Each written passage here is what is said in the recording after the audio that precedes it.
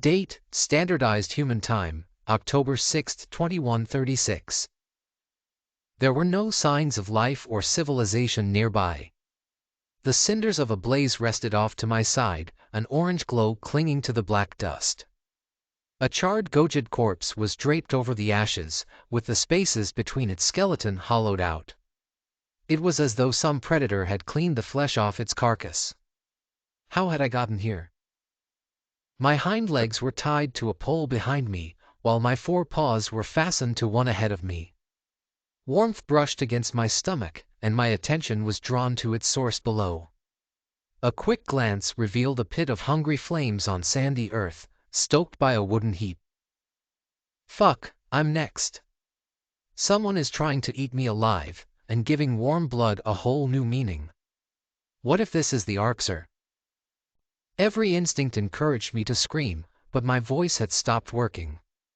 It felt like swimming through cement, motions lagged seconds behind my brain signals. My claws tried to move, either to cut through the ropes or thrash about. But as my vision landed upon the curved appendages, they began to peel off my paws. Growling echoed behind me, and a bipedal shape moved within a mass of shadows. It was more rounded and graceful than any Arxer. At first, all I could see of it was the reflection of flame in its pupils. Given that its hideous gaze mirrored light directly toward me, I knew those were predator eyes. Panic constricted my throat, and the thin veneer of logic dissipated. The creature stepped out of the shadows, baring its yellowed teeth. That sinewy form, sporting only small clumps of hair, jarred my memory. Everything I knew about humanity, including my decision to remand myself to their custody, came rushing back. That rumbling noise was laughter. They were amused by our helplessness and naivety. Hundreds more humans emerged from the darkness, encircling me. I was right about these hairless freaks from the beginning. Now that their ruse had taken hold, they were going to wipe out the last Gojid refugees for laughs. The first predator twisted the crank on the spit, and my support began to descend toward the fire. Recognition flashed through my mind, picking out the green markings on his arm. It was that UN guard, Carlos. I tried to elevate my torso, but I was sinking lower by the second. Stop, please. Words finally tumbled from my throat, a stream of panicked whimpers. Carlos? Why are you doing this? Humans, why you don't want to do this? Carlos. Sovlin, I'm not doing anything, the feral predator's voice replied, though I never saw his lips move. Wake up. An invisible touch jostled my shoulders, and I jolted upright in a cramped bunk. My heart was racing at 1,000,000 miles an hour, panic made it impossible to think straight. I swiped my claws in a wide arc, aiming for the blurry shape in my periphery. A gravelly curse reverberated through the air, and the human sprang back with lightning-quick reflexes. Carlos raised his hands in front of him, inching toward the door. The primate's eyes flitted to his holster, which sat on his hip. I blinked in confusion, realizing I was back on a Terran military ship. My claws were still in one piece, and nobody had taken a bite out of me while I was sleeping. It was a nightmare, probably the result of my brain trying to process my attitude shift toward humans. My subconscious was clinging to the notion that these predators were twisted and rapacious. The fire thing might have come from Terran soldiers toasting s'mores in the cafeteria last night. I closed my eyes, and attempted to steady my breathing. Sorry. Bad dream, I sighed. The human narrowed his eyes. I can tell. You said my name. What was I doing? You were roasting me over a fire, and laughing while I burned alive. That's absurd. Sam and I are here to babysit you, not to host a bonfire. I struggled to my feet, using the bed frame for support. The predators had brought me on board as a tactical advisor for their mission to liberate the Gojid cradle. The UN crew on the bridge gave the distinct impression that they resented my presence. Several officers shot me nasty looks when I was introduced. Captain Monahan, who was the ship's commander, warned her men not to take justice into their own hands. I know many of you have strong feelings on Sovlin, but he's a valuable asset against the enemy, she had barked. He knows their weak points, their tactics, and the terrain we're heading into. If anyone lays a finger on him, and it gets back to me, I'll have you shit-canned so fast your head will spin. That made it quite evident to me that my crimes had been broadcasted across Earth. Carlos had done his best to keep me isolated from the human personnel, while Samantha told me to shrug off any taunts by soldiers in passing. I had made a few attempts to engage in personal conversation with my guards. They seemed to make a point of pulling out their phones and ignoring my questions when I tried. I was just curious about what a Terran's life was like, but it was obvious they wanted to shut down any semblance of friendship. It wouldn't surprise me if chatting with a criminal would put them at odds with their associates. The last thing I wanted was to disrupt the group cohesion prior to battle. My commentary needed to be strictly professional and stick to the grays. I apologize that my dream was about you, and for my subsequent reaction, I muttered. I'll try not to sleep for a while. Carlos blinked. You don't have to not sleep, Sovlin. Well, I'm sorry for waking you up. You didn't. I was about to rouse you to go to the bridge anyways. Captain wants everyone at their stations. We're about to warp within detection range of your system.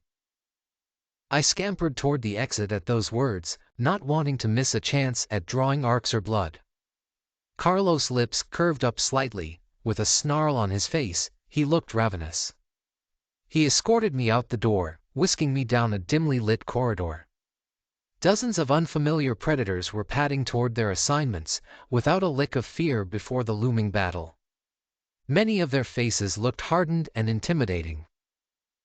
Thunderous chatter carried through the hallway as we approached a bend in the path.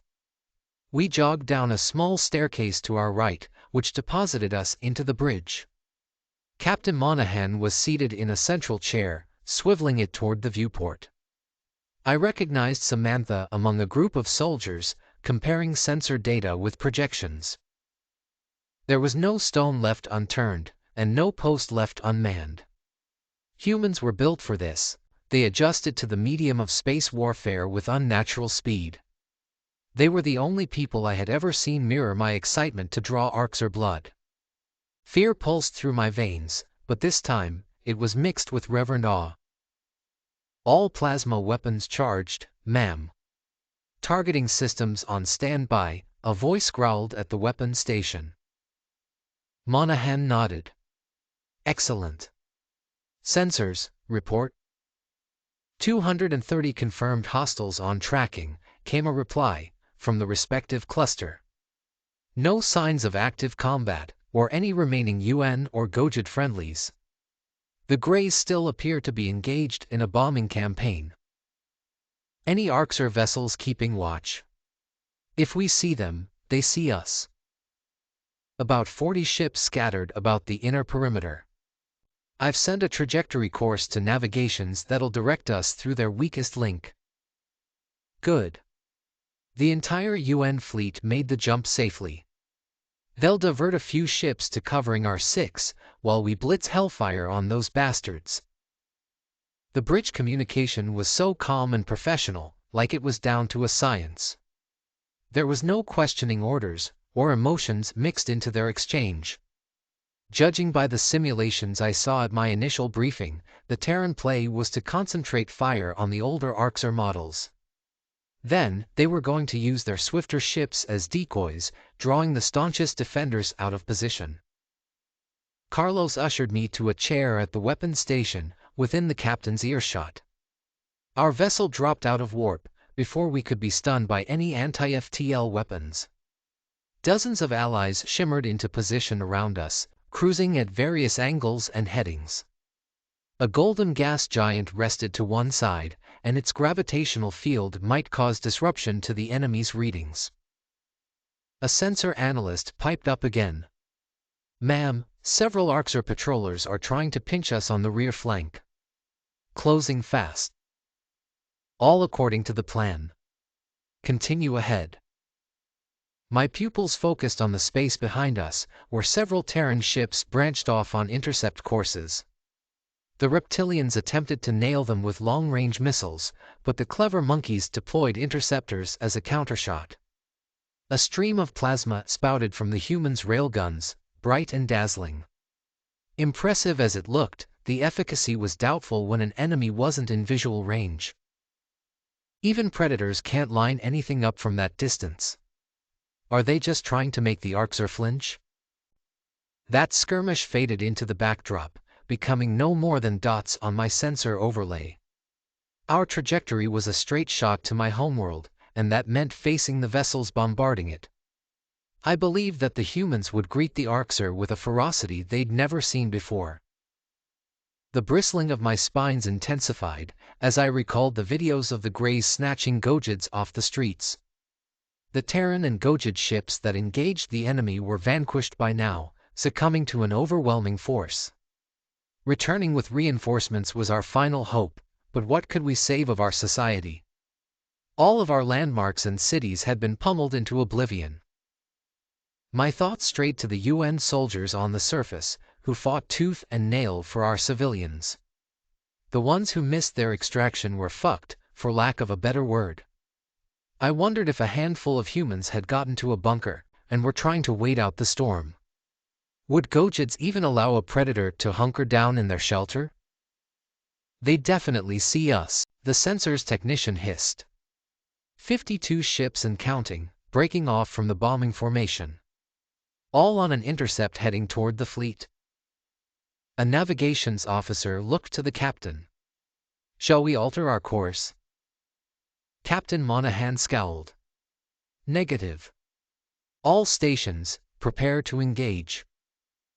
The viewport magnified a small blip, and an angular behemoth appeared on screen. Its design catered to packing as many explosives on board as possible. I wished I could be more useful than a spectator, parked at the weapons station. The humans around me weren't seeking my advice, as I had hoped, but I worried that piping up might be taken as criticism. The officers around me were lining up a plasma beam with the hostile's nose, using AI assistance. While structural damage would be a plus, it wasn't the crippling knockout they were seeking. The precious time we spent reloading could give the Arxer time to pelt us with missiles. One human held a clawless finger over the firing trigger, and waited for the go-ahead. You're targeting the wrong spot. The words slipped out of my mouth, and a few irritated gazes landed on me. I didn't know how anyone could get used to their paralyzing stares. Why, you could do more damage elsewhere. Sit down and shut up, a primate to my right sneered, wrinkling his nose. I believe I overheard a cohort call him Oliver. You're fucking lucky we don't use you as bait. Captain Monahan raised a hand. That's enough. Speak up, Sovlin, you're here to offer insight. You're trying to knock out propulsion or ventilation, like your briefing said. Which, your intelligence is right, that's the play for most ships. But this is a heavy bomber. And, she pressed. It's bursting to the seams with explosives. You hit it anywhere in its belly, and it'll go up in flames. Much cleaner. How do we know he's not trying to trip us up? Get us killed, the disdainful Oliver shouted. My nostrils flared with indignation. I would never help the Arxer. It can't be that hard to believe that I want those fuckwits to fry. The captain drummed her fingers on an armrest, reminding me of my behavior with Claws. Monahan was debating whether to trust me with the lives of her crew, even if my counsel was a good idea on paper. With the Greys coming in hot, there were only seconds to reach a decision. I was a variable to her, someone who, until days ago, would cheer if this entire ship was terminated. Now, I see humans as people, or at least, I'm trying to. But I wouldn't believe that from me, in their position. Lower our heading, and fire a shot as quick as possible. Target the center of its underside, she growled. Sovlin, if you're wrong about this, I'm going to throw you in a deep, dark hole for a long fucking time. A falling sensation permeated the artificial gravity as the warship rapidly altered its course. The weapons station heeded the orders, despite any crewmate's extraneous opinions. They selected the approximate coordinates and dispatched a plasma beam in quick succession. The Arxer ship's approach carried it within weapons range, and it launched a slew of missiles toward us. The humans' power was committed to weapons, not shields. We didn't have enough time to raise them and stabilize our defenses. The Terrans veered sharply to one side, and I prayed the projectiles would avoid clipping us. The energy from our railgun closed the distance with formidable speed, sizzling across the sky. Our plasma volley arrived before the Arxer munitions, punching into the missile bay. Explosions rocked its insides and set off a chain reaction that culminated with the drive. Premature cheers came from the humans, as our opponent was reduced to a sea of shrapnel. While I was satisfied with my own knowledge, the Grey's destruction didn't stop the inbound explosives. Our hull creaked from the strain of our evasive maneuver. The missile indicators practically overlapped with our ship, my heart pounded in my rib cage. One by one, the flashing dots slipped past us, avoiding contact with the extensive vessel. It was only then that I allowed myself to celebrate our first triumph. Standing on a bridge with these predators felt good, for some strange reason. Nice call, Sovlin. Captain Monahan bared her teeth, which made me shudder. We'll make a note of that ship class. Thanks for the heads up. Don't mention it. Like I said, I want those monstrosities dead. All of them dead is the plan. Those words were music to my ears. Was it too much to hope for my planet, and my galaxy, to be cleansed of merciless filth? The Arxer deserved to have their own tactics lobbed against them. There wasn't enough suffering in the world for our nemesis, but I would settle for a long list of casualties. The human vessel plowed ahead, continuing to make headway toward the Gojid cradle. Scoring a victory today would be the kind of morale booster Earth needed. And for the first time in a while, I thought the Federation might have a chance in the war. We had our own predators now. The way the humans maneuvered through space was like a bird of prey, swooping down on its intended target. It was a graceful and emotionless flight, as I watched the blues and tans of my planet come into focus. Those in the UN fleet who shrugged off their assailants fell into position and began to coordinate their next targets. Meanwhile, the dogged Arxer were forming ranks across the globe. They had no intent of relinquishing their position to a few primitives. Every sort of ammunition imaginable was ready to be lobbed at the first UN ship to stray too close. The Terrans weren't foolish enough to approach the reptilians directly, instead charting their course off to one side. Our nimble ships then hooked sharply back toward the fray, with surprising maneuverability.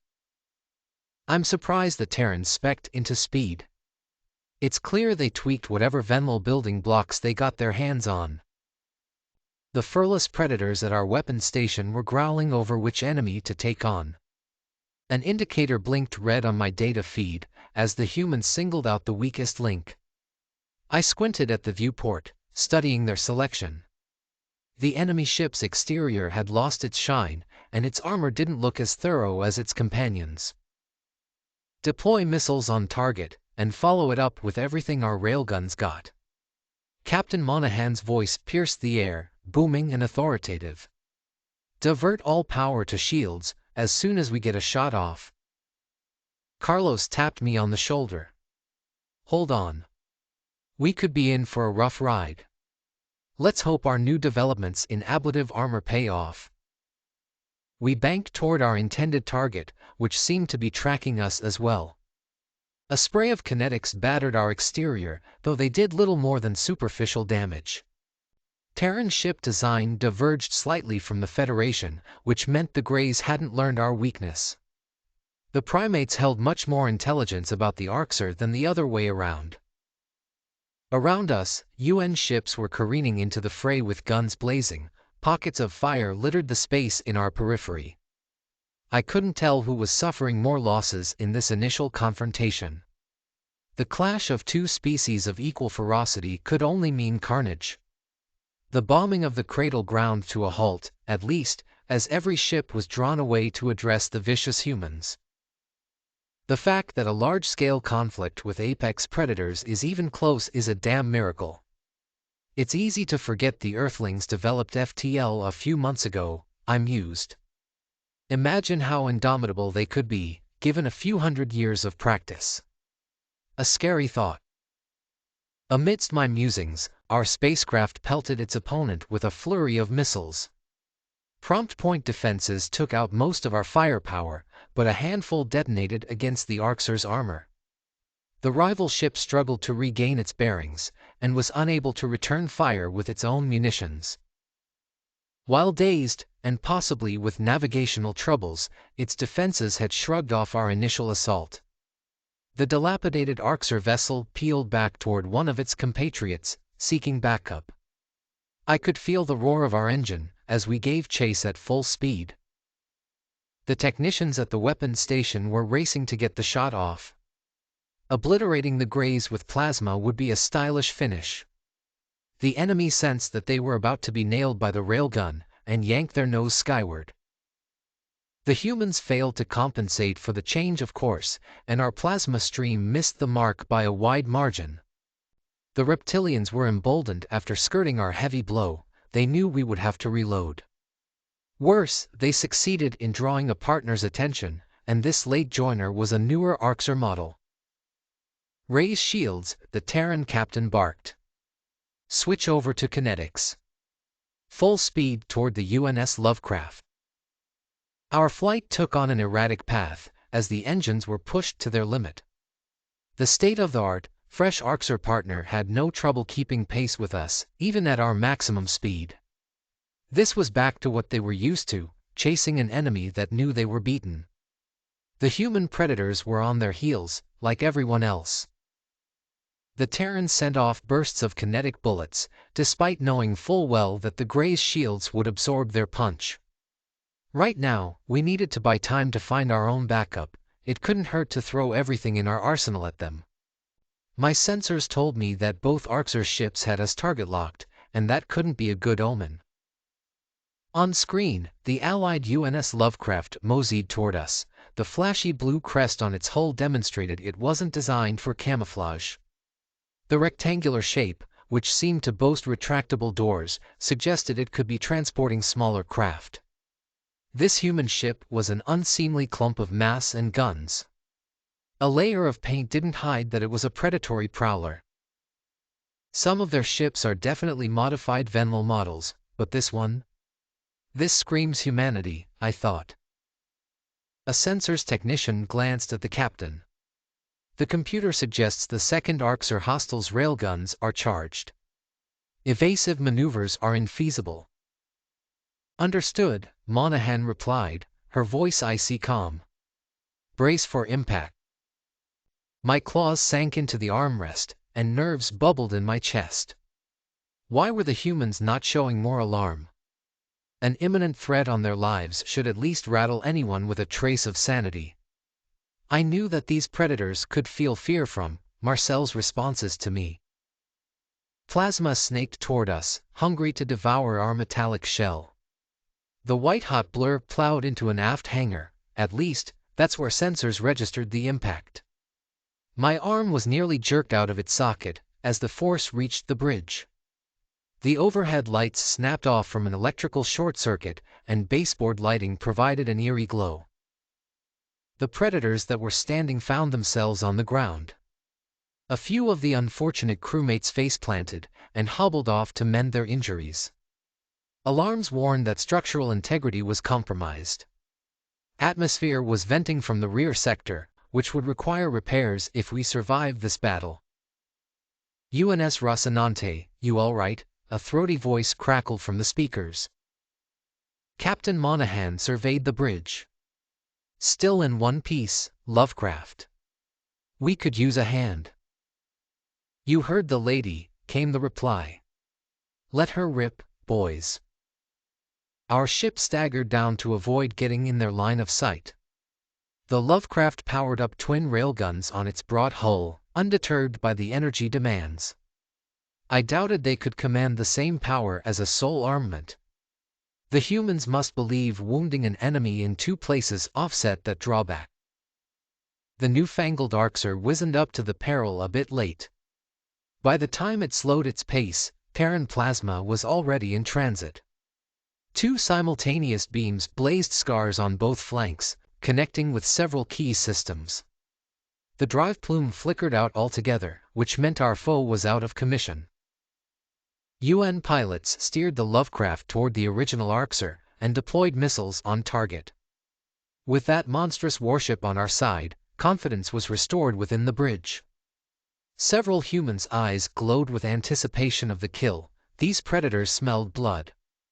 While the aged vessel was preoccupied with the inbound parcel, the weapons station coaxed our ship's railgun back online. A plasma beam barreled toward its target with perfect aim, magnetically accelerated by my devious partners. My instincts told me the enemy was toast before it arrived. Some intuition sensed that the momentum had shifted in our favor, and the Terrans didn't need a second chance to capitalize. Fire seared atop the enemy's armor, and its integrity collapsed. The scorched metal split open from side to side, leaving the ship powerless and immobilized. With its weapon systems knocked offline, the Arxer couldn't deploy interceptors against the Lovecraft's missile barrage. The vessel exploded in an orange burst, churned into metallic residue and fragments. "That'll leave a mark," came the gloating comment from our allies. "We're off to respond to another distress signal." Smooth sailing. Captain Monahan offered her thanks over the comms, before reviewing the damage to our vessel. It wasn't quite as extensive as I would expect. There were some nasty wounds across the ship's body, but all major systems were functional. As long as there were no issues funneling power to weapons and propulsion, we were still in the fight. The human officer straightened. "Navs, bring us closer to the planet. Our structural integrity is weakened, so we're going to play a supporting role." I lowered my head for a moment, trying to cleanse some of the fear chemicals from my system. The exhilaration of killing the Arxer was lost beneath raw sensation. The burning in my chest was making it difficult to breathe, as if I was walking the line with cardiac arrest. While the predators breathing down my neck were dangerous and untamed, I was thankful they were at the helm. A human's split-second decision-making, under duress, was clearly better than mine. Our brush with death struck more fear into my heart than any of the surrounding crewmates. "And you're considered exceptionally brave at home," I mused. "I suppose keeping it together enough to function is what we consider stoicism." Our vessel curved a winding path through the battlefield, avoiding a solo confrontation with any lurking Arxer. It was sobering to see that several dozen UN indicators had flickered out on our sensors. I hoped those measurements were erroneous, or that each fallen had at least taken two enemies with them. The good news was that we had numbers. That advantage was minimized in clashes involving the Federation, when fleets often fell into disarray at the first sign of incoming fire. A bold charge, like the Terrans were attempting, was nigh unthinkable. We lost the psychological war before we ever thought of the physical one. Sensors, pick out an enemy that's showing signs of critical damage. Captain Monahan nodded at the viewport, a thoughtful look on her face. "We don't want anyone to limp off and nurse their wounds." "On it," a technician answered. My eyes turned toward the cradle, and homesickness burgeoned in my chest. Beneath the tranquil blue exterior, I knew the ground was ashen and lifeless. The Arxer ships, gliding above the atmosphere, menaced the skies. They were locked in combat with the humans now, but if our mission failed, they would return to their bombing in a heartbeat. A dark, rectangular object, which burned away from the planet's glow, caught my attention. There was only one Arxer ship that would flee from the heart of battle. My heart sank into my stomach, and I realized which target the Terrans had to choose. It was a small mercy for the souls on board. I leapt to my paws, ignoring the bile rising in my throat. Terminate the hostile labeled in 9241 on your sensors. Please. It's on an ascent course, departing from the cradle. Hold on. Why that particular ship? Monahan asked. I met her steely gaze. It's a cattle ship. It cannot be allowed to leave the system. Put those Gojits out of their misery, I beg you. There are innocent hostages on that ship. We don't kill civilians, whenever it's possible to avoid it. But there are fates much worse than death. Humans, please tell me you're logical enough to understand. There are children on there, and I know you care for them. You're saving hundreds of people from an existence you cannot imagine. The captain studied her own readout, and waved the first officer over for a brief conference. I didn't know what she was discussing with him. It was an easy decision to me. Their hushed words gave the Greys time to get away. Maybe these predators did have stunted morality if they couldn't discern the lesser evil here. Forget the letter of the law. Monahan's head snapped up. Sovlin, how many Arxer do you expect are on board? I don't know. It's not like anyone's ever been on one of their ships, I growled. But, their landing parties are usually around 2 to 3 dozen per group. That seems manageable. I'll put together a breach team, and we'll send the shuttle to board them. All we need is to knock out propulsion, so they're dead in the waters. The proposition was so simple, yet it almost moved me to tears. I couldn't believe these savage beasts would attempt a rescue mission mid-battle, at grave peril to their own personnel. From how the UN captain reacted, it was her first instinct. The thought hadn't crossed my mind to think of those Gojits as anything but gone. As the officers began assembling a flight crew, I realized there was a foundation of genuine trust forming. The idea that humanity would want the sapient livestock for themselves had barely crossed my mind. I'd begun to believe that this conquering species would help us, just as they had with our refugees. Captain Monahan barked orders to the bridge personnel, who began scrounging what energy they could for the plasma railgun. There was no time to await backup, and most UN ships were preoccupied regardless. The comm station notified all nearby friendlies of the cattle vessel, so that it wouldn't be shot down while we were trying to seize it. If reinforcements arrived down the line, that would be a bonus. Sovlin, I'm going to offer my name for the boarding party. Hatred radiated from Carlos, as his gaze scorched toward the viewport. I am a foot soldier, after all. I'd like a crack at those gray freaks. The humans' pent-up rage seeped out, as they contemplated the terrorizing foe. Hunger trickled into their stances and snarls. I could almost feel its burning hum through their veins. Wild, untapped anger spurred the primates to action, and demanded retribution for the cruelty they perceived. They're channeling their predatory energy. But they're still in control of themselves, somehow, even in hunting mode. I can't imagine the intrusive thoughts it puts in their heads. Our ship raced toward the Arxer's transport, gaining on the clunky object. Cattle vessels did have external weapons, but they were more limited than their warship counterparts. However, their internal armory wouldn't be deficient, by any metric. They were equipped with the tools to eviscerate a city. This wasn't going to be an easy task for my human allies. You're all so noble and fearsome, I growled. Captain Monahan, let me accompany your team, please. The captain raised her eyebrows. Why would I do that?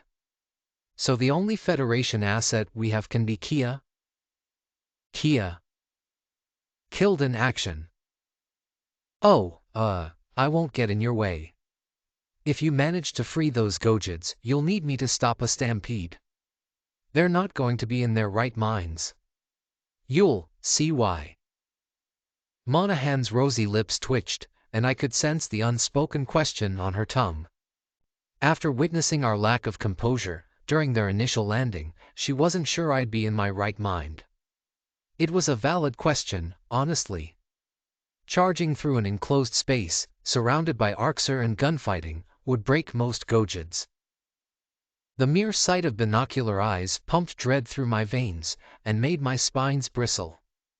It was a constant effort to push that aside, but I could power through it in most cases.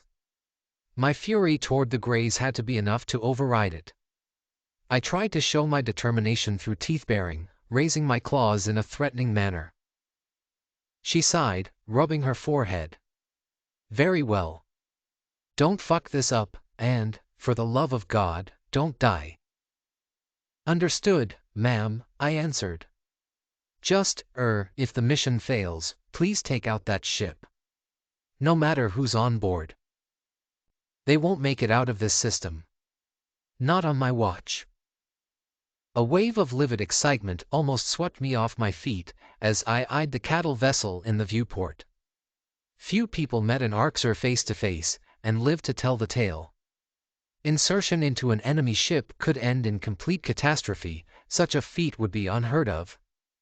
My predatory companions either didn't realize or didn't care how risky their stunt was. The eager weapon station pinpointed their target, and plasma arced across the void. My nostrils twitched with anticipation. I was raring to go, same as the predators. This roll was a pitiful attempt to atone for my crimes, but at least I felt certain I was on the right side. Any way I could assist the humans, I was going to chip in. The bulletproof vest afforded to me by the predators was snug around my spines, but nearly fell off my shoulders. Its shape was not designed for the rotund Gojid species. The slender curvature of the human spine was a polar opposite, evolved for grace and flexibility. I knew the armor might save my life, but I wish I waited longer to don it. My bristles were being compressed at irritating angles, and the nearest soldiers seemed annoyed by my inability to sit still. The humans were sandwiched together in the shuttle, brushing shoulders with each other. I was glad to be at the end, so I could lean toward the wall. Samantha traded places with Carlos halfway through the ride. She bore an obvious disdain for me, but the male guard had enough of my fidgeting. Many of the general soldiers curled their lips in contempt as well. I wasn't winning any popularity contests with these predators. I was grateful we were only a minute out from the cattle vessel. Did we succeed at paralyzing the Arxer transport? I asked the female chaperone. Her eyelashes fluttered in annoyance. Yes. Were you not listening to the damn announcements? Relax, Sam. It was an innocent question, Carlos sighed. I'm sure he just zoned out. You feel sorry for the racist war criminal? A soldier called out. I saw a few humans nod their heads in agreement, which caused me to lower my gaze. There wouldn't be many tears shed by anyone other than the UN brass if the Arxer gunned me down today. Not that I blamed them, an honorable death wasn't the worst thing I could think of. Dying scared me more than death. I wish I had a weapon, so I could actually help. I don't want to stay back and let them do all the fighting. Well, that's great news, I said, ignoring the jab. Can I have a gun? No, a chorus of voices answered in unison. I waved my claws dismissively. Worth a shot. The shuttle lurched beneath my paws, and my vest pressed harder against my spines. There was going to be some light bruising tomorrow, if I lived past this battle. Our craft latched onto an Arxer wing, attaching itself to the immobilized transport. We inched forward so that our airlock stood across from theirs. A vac-suited predator slipped into our emergency airlock, and I strained to see his movements through the window. The Terran unfurled a walkway on our side, then floated across to the Arxer vessel with a gentle push. All that tied him to us was a thin rope on his waist. He tested a red lever with a feeble hand, and confirmed that it wasn't locked. The human nodded to himself, and used some sort of suction technology to adhere the tunnel to the enemy ship. His feet clicked onto the ground, as the artificial gravity initiated. Once the corridor was sealed from the vacuum, he raised his thumb to the rest of us. I didn't understand the signal, but the others took it as a go-ahead. The UN soldiers trundled out of the ship, wielding massive rifles. While the Predators possessed few natural gifts, they were saddled with a truckload of gear. Their warriors were clad head to toe in black armor, including a hard shell atop their heads. Once they shoved reflective goggles over their eyes, humans looked like homogeneous, impassive machines. "Stick behind us, Sovlin." Samantha rose to her feet, falling into the rear of the pack. "We can't leave you here to get captured. Take cover, and stay out of the way till you're needed." Silence fell over our entourage as the primates crossed the cattle ship's threshold. I couldn't help but notice the humans' slinking posture, as though they were stalking prey in a shaded forest. They were crouched to a fraction of their normal height, with steps that were furtive and calculated. Their guns swiveled in every direction, searching for a target to pounce on. With a hint of reluctance, my paws followed them down the tunnel. There were some short bursts of gunfire, as they pumped a few unprepared Arxer full of lead. I suppressed a chuckle, knowing it would make me seem deranged. The enemy would raise the alarm now, but I relished that we got the drop on them.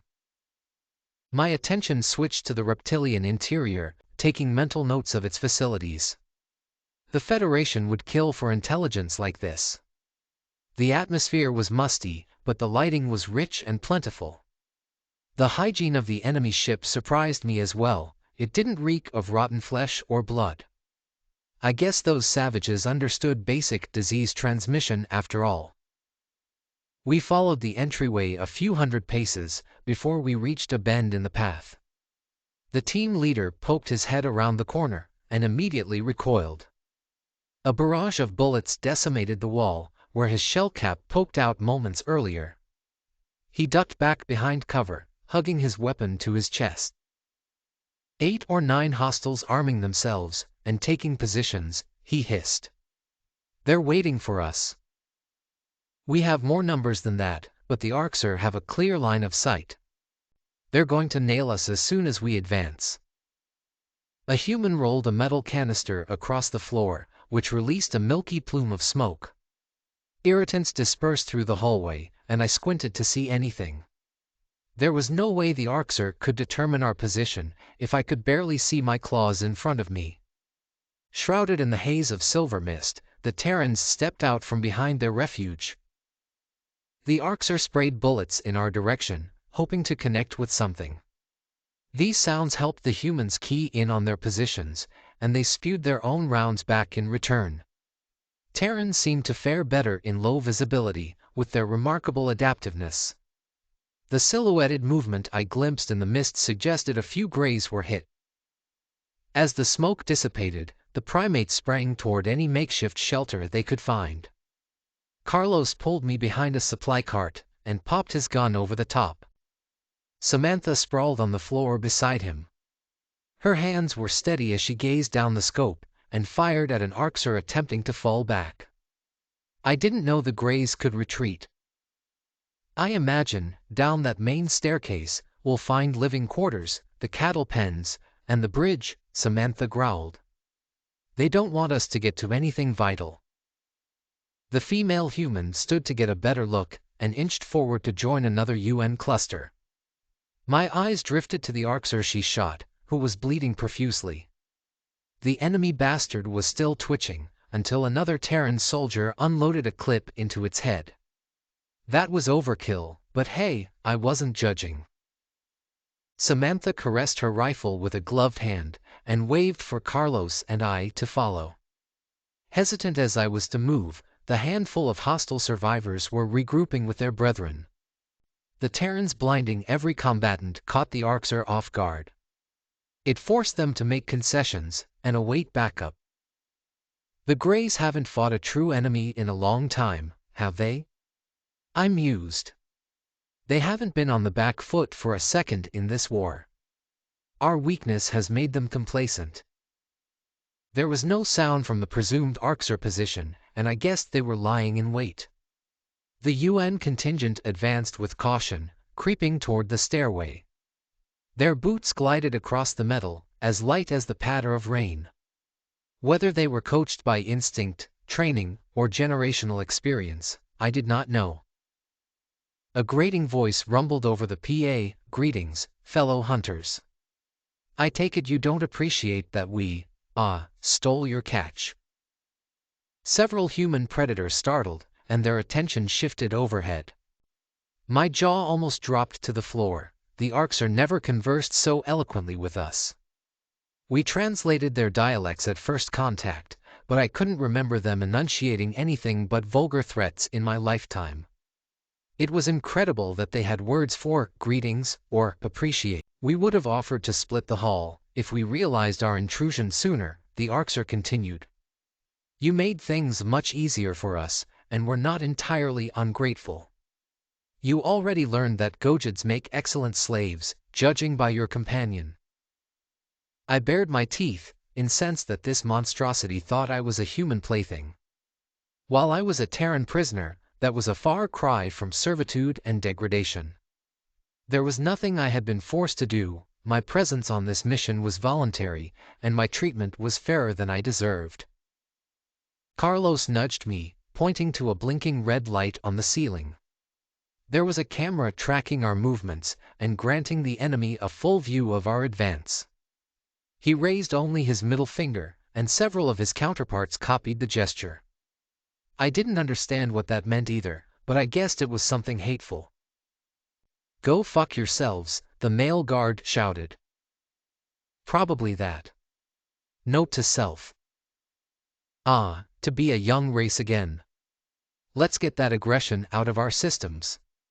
Then, after, we should pool our resources to bring the lesser species to heel. The reptile sounded almost disappointed, as though it would enjoy a test of strength. Anything else would be wasteful when our interests are aligned. As loathsome as sharing is, there's enough food to go around. Did those demons just offer to ally with humanity against the Federation? My blood boiled at the thought. It had to be a trap, since everyone knew the Arxer were incapable of interspecies cooperation. They couldn't get along with themselves. The Greys were locked in a global bloodbath, which jeopardized their world's survival when we found them. The prospect of the Terrans switching sides was unnerving, all the same. The clawless omnivores hadn't been welcomed into the galaxy with open arms. The lack of clarity from our factions meant threats could still reside within the Federation. Would humans view siding with monsters as the only way to save their Earth? Carlos gunned down the camera lens with prejudice and answered the question for me. His knuckles were strained against the cloth coverings from being clenched around his rifle.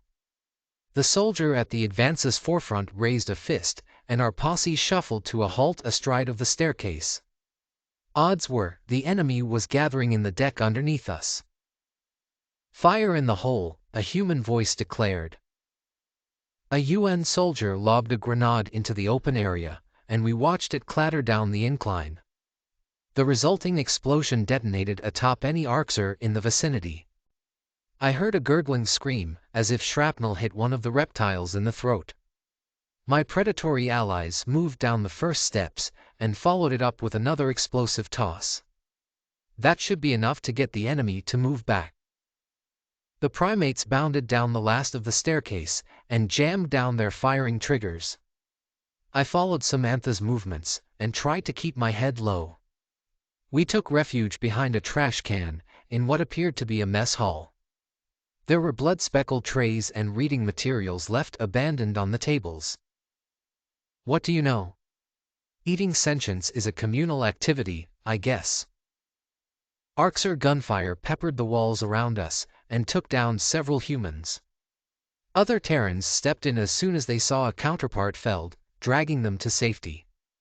Attempts to stymie the bleeding looked hopeless, in many cases, but their efforts were charged with emotion. It was mind-boggling how a Predator's warrior class could forge such deep bonds. How they could even think of their fellow man, during the insanity of battle, was beyond me. The amount of Arxer tickled every flighty urge in my DNA, and overstimulation made my head swim. This wasn't at all like my revenge fantasies. I was helpless, without any weapon, if one of them lunged at me. I could sense several reptilian eyes on me. From their vantage point, dinner just walked in front of a firing squad. Malicious snarls sent in my direction told me what they saw in my form. The humans, for all their unwanted teeth-baring, had never seemed so distracted by me. Stay calm, Sovlin. You hate predators. You want them to burn, rot, and die in agony, I murmured. Samantha snorted. Gee, thanks. Not you. You're different. Whatever you. A stray bullet grazed the female's headgear. She sensed it clip her cap, and fell back as a knee-jerk reaction. The soldier dragged herself back up against the waste bin, with erratic breathing. After taking a moment to collect her wits, she worked to get her rifle situated. Guilt flashed through my mind, realizing my distraction almost killed her. Calling my guards friends would be a stretch, since that required a mutual respect. But they had become familiar faces, and I didn't wish for anything to happen to them. There had to be some way for me to help, rather than impede their progress. Carlos was crouched a few paces deeper, using an upturned table as a shelter. Several UN soldiers were positioned there, coordinating fire. My eyes widened in alarm as I saw an Arxer duo attempting to encircle them.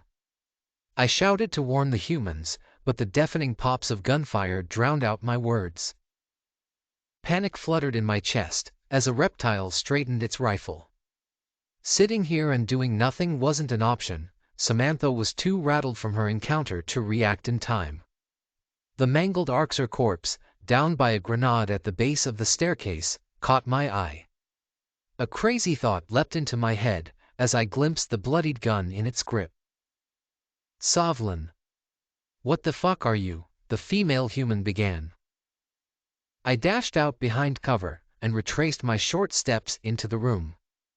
The tile was slick with blood, which made traction a struggle. Prying the firearm from the beast's lifeless grasp, I tried to line up the shot. My heart was hammering at 1,000,000 parsecs an hour, and my paws quivered too much to steady it. The lead Arxer fired off the first shot, nailing one of Carlos' companions in the back of the neck. The other humans whirled around, but they couldn't react in the half-second it would take to execute them all. Gritting my teeth, I tried to lock my wrists. I released several rounds, praying I wouldn't accidentally hit the Terrans. 2 of my 5 bullets nailed the first Arxer, and it crumpled to the floor. Its partner stumbled over the body, which gave the primates enough time to swivel around. An unfamiliar Terran blew its head off with panicked motions. Carlos turned his masked skull, looking for the source of the shots that saved him. His gaze faced me, as I skittered back to Samantha.